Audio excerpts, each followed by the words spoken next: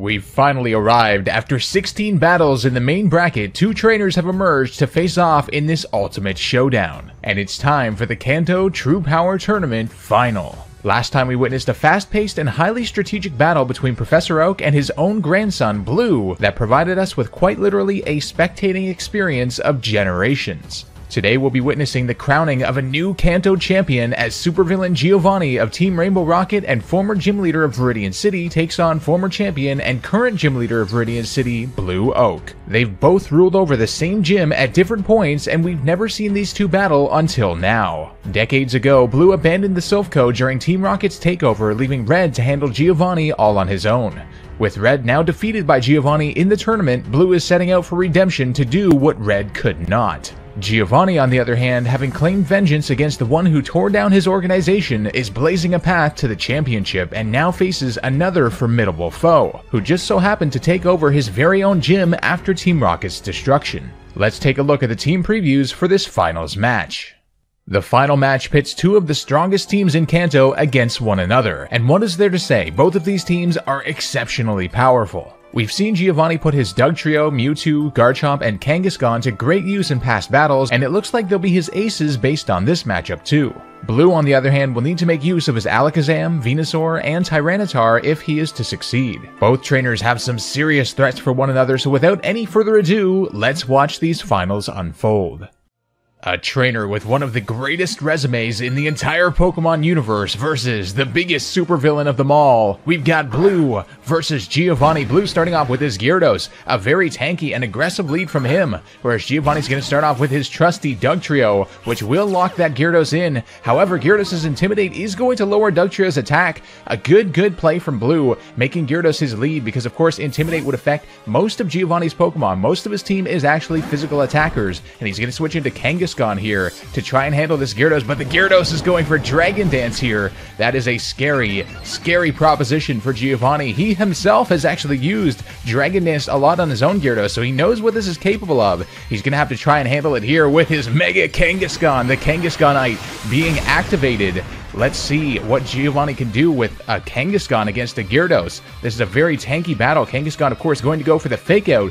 That will hit twice and doing a decent amount of damage on the Gyarados there. Perhaps just wanting to flinch, get some guaranteed damage off because Gyarados is very scary right now. And going for the bounce, the Dragon Dance bounce. We'll have to see how much this is capable of doing on the Mega Kangaskhan. Mega Kangaskhan is, of course, a very bulky Pokemon. But let's see how much damage it does exactly. The Gyarados coming down with the bounce. How much is that going to do? It does over half on the Kangaskhan. Not enough to take it out, though, of course. And here comes the Seismic Toss. Now, will this take the Gyarados out? That is the question. Oh, the Gyarados does survive the Seismic Toss even after 2 hits and will be able to take down the Mega Kangaskhan, it looks like. Wow! Mega Kangaskhan not getting to do as much as it normally does against most opponents there. And now the Dugtrio coming back out on the field. Perhaps Giovanni has a plan up his sleeve here for this Gyarados. Gyarados very low health, and yes, the Dugtrio does have the Sucker Punch, being able to take down Blue's terrifying Gyarados. Gyarados putting in some work there, though, for sure. And now Blue sending out the Venusaur, a great counter for Dugtrio. Now we'll have to see if Giovanni does want to switch here, because of course Venusaur does have Sleep Powder, but no, the Dugtrio actually is going to stay in and go for the Stealth Rock.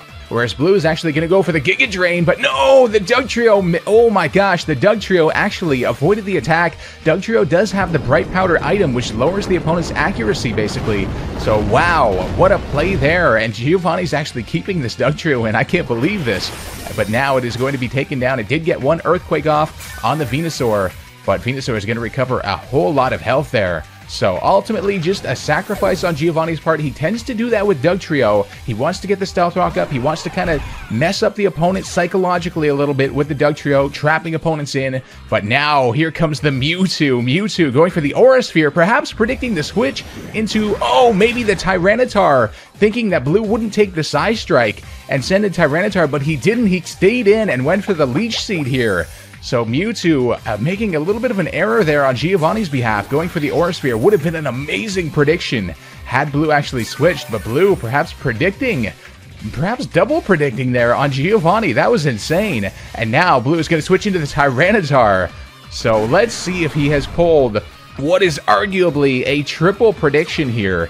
if Giovanni went for the Psy Strike here to try and take out that Venusaur, thinking Blue would keep him in this time, and he did. He went for the Psy Strike. What a play by Blue. Unbelievable there, making sure he did basically a quadruple prediction. I don't know how to phrase that. What a wicked play there from Blue. He is toying around here with Giovanni. You do not see that very often, but now the Mewtwo coming in with the Aura Sphere, but it looks like the Tyranitar actually has a Chople Berry, so that will lower the power. In addition to the Sandstorm, Tyranitar is actually going to tank that pretty well. Now the problem here, Tyranitar going for the crunch. The problem here is Giovanni couldn't switch in case the Tyranitar actually had Pursuit, which would have KO'd it before it switched. And whoa, Mewtwo going down. Blue absolutely managing that Mewtwo, taking care of it, walling it, stalling it, doing everything he could to get rid of that huge threat. But now the Garchomp is on the field, going with the Earthquake. That is undoubtedly going to take that Tyranitar down. Stab and super effective from such a powerful Pokemon. Now this Garchomp has been quite a threat for most trainers throughout this entire tournament,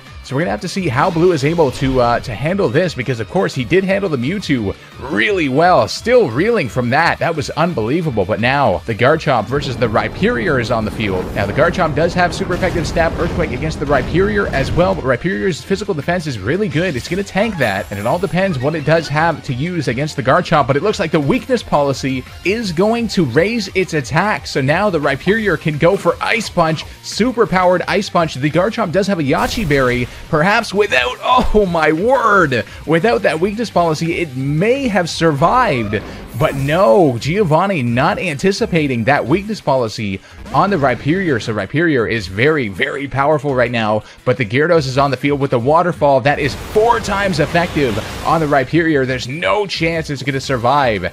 And now Giovanni's Gyarados has kind of switched up the momentum here. And of course it does have Moxie, so the Moxie boost will raise its attack even further. Blue is in a little bit of a scary position here. Giovanni wants no more of this nonsense. He is trying to end this battle now, and Charizard being sent out by Blue, but that Stealth Rock coming in hugely with almost half damage on the Charizard. Dugtrio putting in some good work there, and now the Mega Charizard is on the field. We're going to have to see what Blue actually wants to do with this, because of course it is weak to Gyarados, but it is going to start the drought, so that will weaken the power of Gyarados' Stab Water moves. So a good play there, but we're going to have to see what this Solar Beam can do on the Gyarados. Solar Beam against a supercharged Gyarados. How much is this going to do? Let's find out.